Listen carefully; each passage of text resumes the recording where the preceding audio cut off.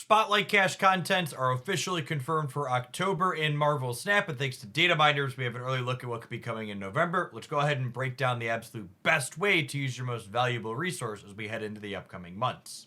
Our first October Spotlight Cache, running from the 1st through the 8th, contains Scream as a new Series 5 card, Man Thing as a returning Series 4 card, and Mobius M. Mobius as a returning Series 4 card.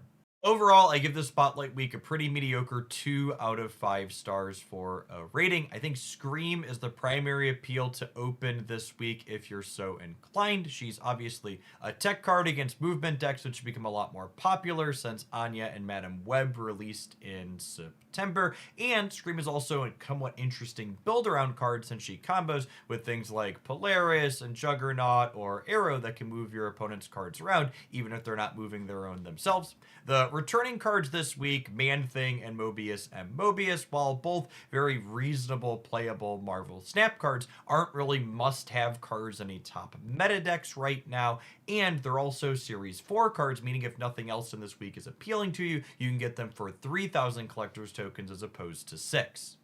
Our second Spotlight Cache in October, running from the 8th through the 15th, contains Misery as a new Series 5 card, Namora as a returning Series 5 card, and War Machine as a returning Series 5 card. This Spotlight Cache week gets a fairly solid 4 out of 5 stars for me, and it's one of the better cache weeks in today's video that we're going to review. I think Misery is going to be a sweet card that finds a home potentially in a few different places, having synergy with things like Hood as well as Electro, and also being counterplay to opposing unrevealed cards such as Green Goblin or Hobgoblin. Both Namora and War Machine are pretty playable returning Series 5 cards that define the archetypes in which they're played, meaning if you're missing Namora, you can't really play any decks that she's contained in, and same for War Machine, especially after his recent buff to Ongoing, which has spawned a whole slew of both Infinite and Legion Lockout style decks. Our third Spotlight Cache for October runs from the 15th through the 22nd. It contains Scorn as a new Series 5 card, Sebastian Shaw as a returning Series 5 card, and Jean Grey as a returning Series 4 card. Overall, the Spotlight Cache week gets a fairly middle-of-the-road 3 out of 5 stars for me. I think the new card Scorn is almost assuredly going to be a format staple inside of the Collector discard deck, while also potentially spawning off some other things that we can brew with, such as with the recently redesigned Swordmaster guaranteed to discard an odd cost card.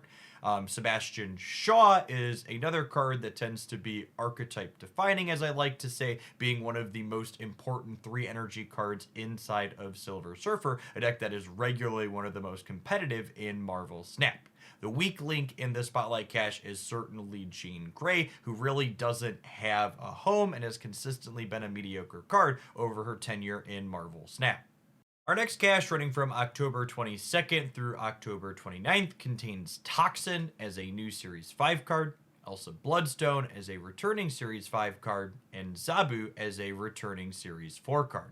If you're someone who enjoys bounce decks like myself, this Spotlight Cache week is an easy 10 out of 5 stars. Toxin is an absolutely must-have card for bounce lovers. That archetype has always desperately wanted a third way to pick its own cards back up, and Toxin is exactly that. If you're more grounded in reality and aren't addicted to picking your cards up and putting them back down again, I think the Spotlight Cache more realistically deserves like a 2 out of 5 stars. Toxin isn't likely to be incredible outside of exactly bounce. He has some anti-clog utilization perhaps, but in general I think he's going to be worse than Carnage in that same kind of role. Elsa Bloodstone is a mechanically unique card, but she's not really a must-have in any competitive decks right now. And Zabu has found a home inside of some Wiccan shells, letting you accelerate into that card on turn 3 on occasion, but overall is definitely still very narrow and fairly underpowered since it was nerfed into being on reveal from Ongoing. Our last Spotlight Cache for the October season, running from the 29th through November 5th, contains Anti-Venom as a new Series 5 card, Supergiant as a returning Series 5 card, and Ghost Spider as a returning Series 4 card. This week is a somewhat middling end to a mediocre month of Spotlight caches, in my opinion, and lands another 2 out of 5-star rating. Anti-Venom might be a somewhat novel and powerful effect with reasonable cube equity to get your opponents with, but I would be a little bit surprised if it becomes a format-defining must-have card. Supergiant is a niche tech card slash control tool that's popped up in playable decks over her time inside of Marvel Snap, but she's also been far from a must-have metagame powerhouse at any point. Ghost Spider honestly might be the most consistently played card in this archetype as we've moved past the September season and Move has gained new tools. Ghost Spider has solidly cemented herself as a good 1 energy card inside of that deck still. That being said, she is also a Series 4 card, meaning if she's the primary draw to this week for you, it might make sense to save your Spotlight keys and just drop 3,000 collector tokens on her. As we move into reviewing the November Spotlight caches, as always, big warning that this is data mined information and subject to change. That being said, these data mines for Spotlights have been consistent in the past, so I also wouldn't be surprised if they end up releasing exactly as we're going to cover today. Our first Spotlight cache for November, running from the 5th through the 12th, contains Fenris Wolf as a new Series 5 card, Annihilus as a returning Series 5 card, and Werewolf by Night as a returning Series 5 card. This Spotlight cache gets our first perfect 5 out of 5 stars in today's review. The new card, Fenris Wolf, seems like an absolute powerhouse that can easily slot into any Marvel Snap deck featuring Shang-Chi. Because we know activate sequences in the order that you choose to use it, Fenris Wolf can be played at any point in the first 5 turns. Then you can Shang your opponent's big play on turn 5 and reanimate it where the wolf is. And that's even before we get into the fact that Fenris is going to be a tech card against opposing things like Hela, since it can also grab giant things your opponent has discarded. Our returning Series 5 card in this week are no slouches either. Both Annihilus and Werewolf by Night are what I refer to as archetype defining cards, meaning if you want to play a deck that contains them, they are essential because the deck's often going to have core deck building decisions built around them. Annihilus is phenomenal against Clog and in clogging your own opponent, and Werewolf by Night is honestly one of the most fun cards to play in Marvel Snap, getting to manipulate exactly how it jumps around the board in an optimal manner. Our next Spotlight cache runs from November 12th through the 19th and contains Malekith as a new Series 5 card, Athena as a returning Series 5 card, and Valentina as a returning Series 5 card.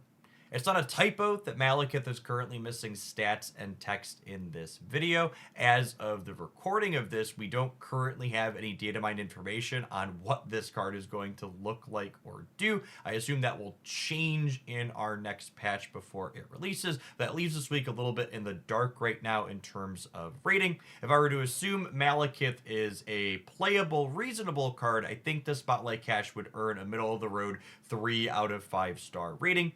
Athena tends to be a solid playable Marvel Snap card, even if she's not at the top of the metagame anymore, and she's often not replaceable in the decks in which she's contained. Also, she is a 0 power card that will work well with Agent Venom, our October Season Pass card that releases before the Spotlight cache comes back around. And that could definitely push her back up in terms of format prevalence. Valentina doesn't really see a ton of play, and I don't know that I picture that changing in the future, so I don't know that she has a lot of draw in terms of whether or not you want to open for her. Our next Spotlight cache, running from November 19th through the 26th, contains Frigga as a new Series 5 card, Copycat as a returning Series 5 card, and Red Guardian as a returning Series 5 card.